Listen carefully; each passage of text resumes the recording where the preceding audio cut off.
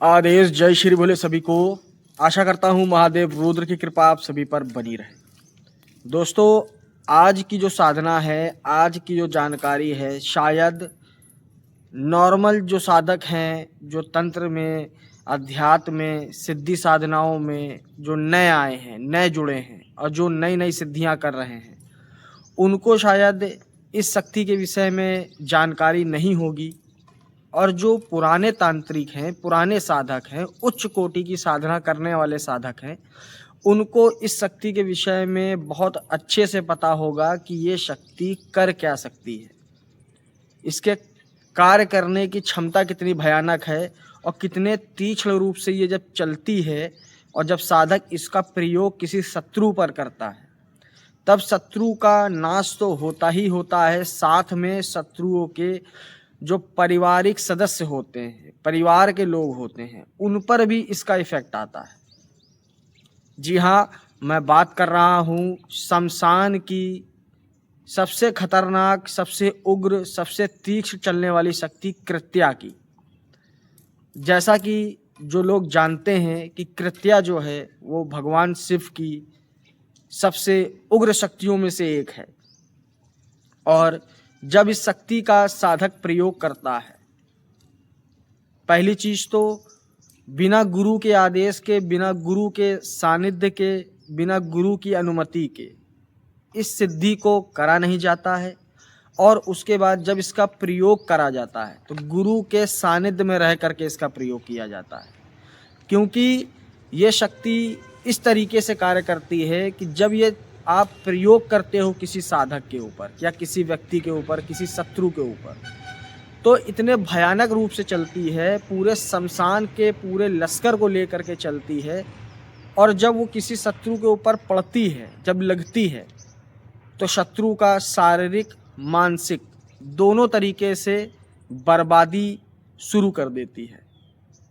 तो कृत्या जो है वो एक बहुत ही प्राचीन विद्या है और बहुत ही भयानक क्रियाओं में से एक है, जिसका प्रयोग अगर तांत्रिक कृत्या का किसी शत्रु के ऊपर कर दे तो उसको काट पाना नामुमकिन ही होता है। क्योंकि कृत्या जब चलती है तो वो सिर्फ आदेश लेकर चलती है। उसके बाद जब वो कार्य करने के लिए स्थान पर पहुंचती है तो उसको सिर्फ ये पता होता है कि जिसने इसको भेजा है, किस कार्य के लिए भेजा है। क्योंकि बहुत सी शक्तियां हैं ऐसी जो पलट जाती हैं और जो सामने व्यक्ति के ऊपर प्रयोग हुई है, अगर वो भी जानकार व्यक्ति है तो उसको वो रोक देता है, पलटा देता है, बांध देता है, खत्म कर देता है, उसके मंत्रों को काट देता है। पर कृत्या एक ऐसी शक्ति है जिसको ना कोई पलटा सकता है, ना कोई इसको बंधन कर सकता है, ना इसको काट सकता है।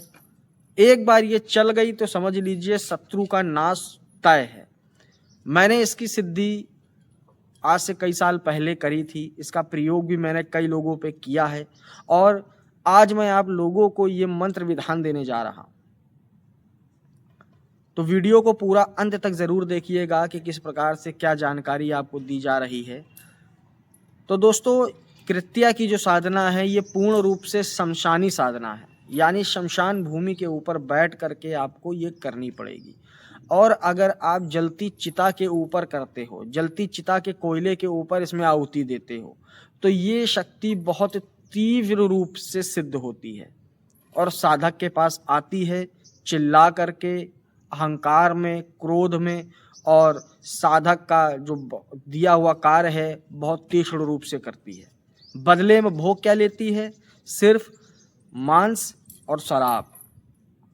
अगर इसमें आप काले जो तिल होते हैं और जो काली उड़द होती है, इसकी भी अगर आप आहुति करते हो, शराब, मांस, काली आहुति, काला तिल और काली उड़द, सारी चीज़ें मिला करके अगर आप इसकी चिता के ऊपर बैठ करके आहुति देते हो किसी व्यक्ति के नाम से, तो यकीन मानिए वो जो व्यक्ति है जिसके ऊपर प्रयोग हो रहा है वो पहले दिन से ही चक्कर खा के गिरना शुरू हो जाएगा, उसकी बुद्धि काम करना बंद कर देगी, शरीर सूखने लग जाएगा, शरीर में असाध्य रोग होने लग जाएंगे, बुद्धि भ्रमित हो जाएगी और वो एक पागलों की तरीके हरकत करना शुरू कर देगा। डॉक्टर के पास जाएगा, डॉक्टर उसको दवा दे देगा, इलाज कराएगा, पर उससे कोई लाभ नहीं मिलेगा।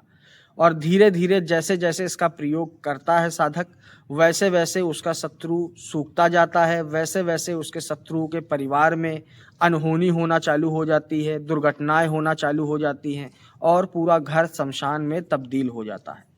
क्योंकि जब कृत्या चलती है तो पूरे शमशान को लेकर के चलती है, नेतृत्व करते हुए चलती है। तो दोस्तों, कैसे इसका प्रयोग करना है पहले ये जान लीजिए। आपको किसी भी ग्रहण काल, किसी अमावस्या, किसी पूर्णिमा या किसी कृष्ण पक्ष का शनिवार हो, उस दिन से आपको इसका प्रयोग करना है। 3 दिन का ये प्रयोग होता है। प्रयोग कैसे करना है? सबसे पहले आपको शमशान भूमि पे चले जाना है। सुरक्षा कवच सबसे ज़रूरी है, जो इस प्रयोग में लगाना ज़रूरी है। सुरक्षा कवच लगा लेना है, सुरक्षा घेरा खींच लेना है। उसके बाद सबसे पहले तो गुरु अनुमति आवश्यक है। गुरु के निर्देश और उसी के सानिध्य में करना, अगर जब भी करना। उसके बाद बैठने के बाद आपको सारी सामग्री ले लेनी है। सामने वाले व्यक्ति का फ़ोटो ले लेना है। ये फ़ोटो नहीं है अगर उसका, तो अगर उसका कपड़ा है या उसका नाम है या उसका जो आपको प्रतिबिंब याद है, उसकी स्मृति जो याद हो, जो ऐसा दिखता हो, तो आँख बंद करके उसके ऊपर ध्यान केंद्रित करना है। फिर आपको जो मैं मंत्र बताने जा रहा हूँ, इस मंत्र की आहुति देते हुए स्वाहा लगा करके आपको उस व्यक्ति के ऊपर ये शक्ति भेजनी है। भेजनी कैसे है? आपने 11 बार मंत्र पढ़ा, फिर आहुति डाली चिता के अंदर और उसको आदेश दिया।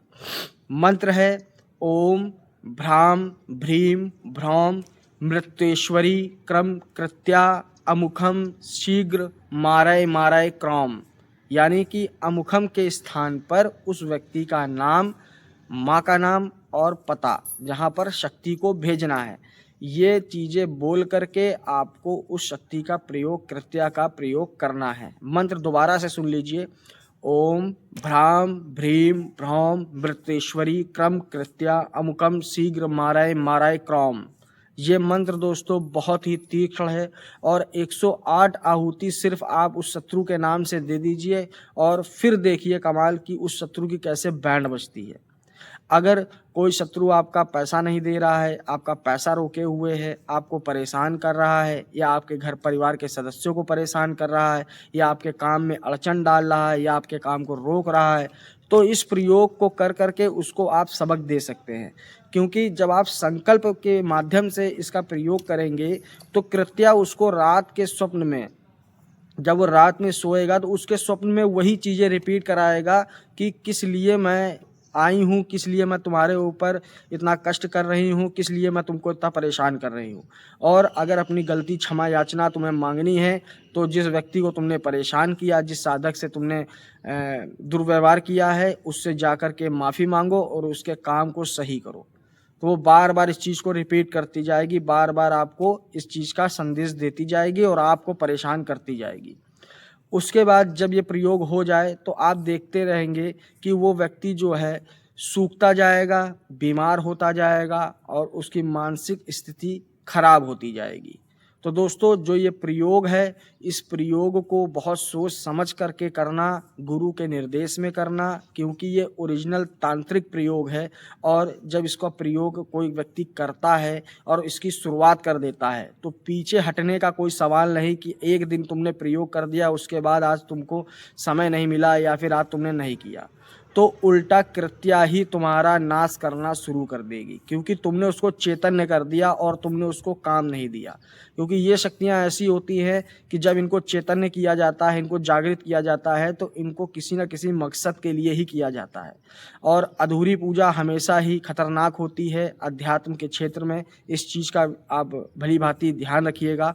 तो आशा करता हूँ इस वीडियो के माध्यम से आपको एक नई जानकारी मिली होगी, गुप्त जानकारी मिली होगी। तो वीडियो पसंद आया हो तो वीडियो को लाइक करिएगा, चैनल पर नए हैं तो चैनल को सब्सक्राइब ज़रूर करिएगा। तब तक के लिए जय श्री भोले।